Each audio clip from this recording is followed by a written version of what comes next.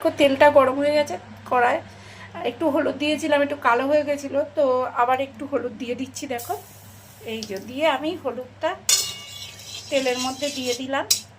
আর আজকে কিন্তু আমি একটু ডিমের তরকারি বানাচ্ছি। তো দেখো ডিম এই যে নুন মাখিয়ে রেখে দিয়েছি, নুনটা এই যে মাখিয়ে রেখেছি। আর ডিমটা আমি এবার ভেজে নেবো। হলুদ আর দেবো না, কড়ার তেলের মধ্যেই হলুদ দিয়ে দিয়েছি। দিয়ে আমি এটাকে ভাজা করে দেবো। শুধু নুন মাখিয়ে নিয়েছি আর কড়ার মধ্যে হলুদ দিয়ে ডিমটাকে একটু লালচে লালচে করে ভেজে নেব।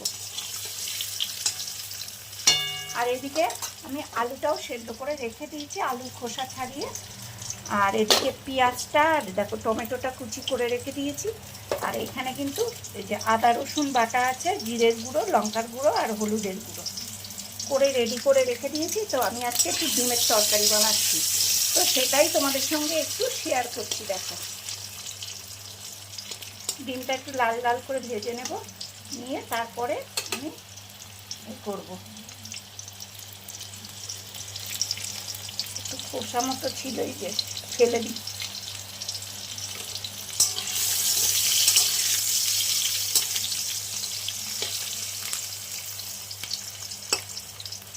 তো দেখো আমার কিন্তু লালচে লালচে করে ভাজা হয়ে গেছে। আর দেখো ডিমের গায়ে না খোসা, এটা ফেলে দিলাম।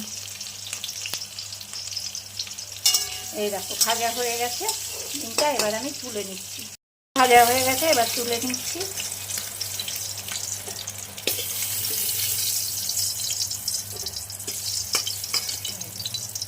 তুলে নিলাম ডিমটা। আর এদিকে কড়াতে কিন্তু তেল অনেকটাই আছে, আর তেল দেবো না, একটু সাদা জিরে ফোড়ন দিলাম। দিয়ে ঝটপট একটু ডিমের তরকারি বানিয়ে নিলাম।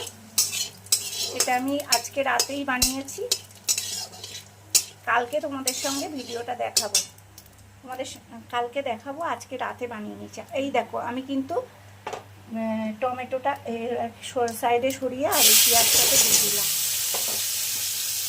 ভাজতে। আর রান্নাঘরে যা গরম কি বলবো বন্ধুরা, ঘেমে নিয়ে একটা হয়ে যাচ্ছি। আর আমাদের তো খেতেই হবে, কিছু করার নেই, খাওয়া দাওয়া তো বন্ধ হবে না, যতই গরম হোক যাই হোক রান্না বান্না তো করতেই হবে। তো এই দেখো পেঁয়াজটা ভাজতে দিয়েছি, এটা আমার ভাজা ভাজা হয়ে গেছে। তো আমি এবারে টমেটোটা দিয়ে দিলাম, অল্প একটা ছোট্ট টমেটো দিয়ে দিয়েছি, অল্প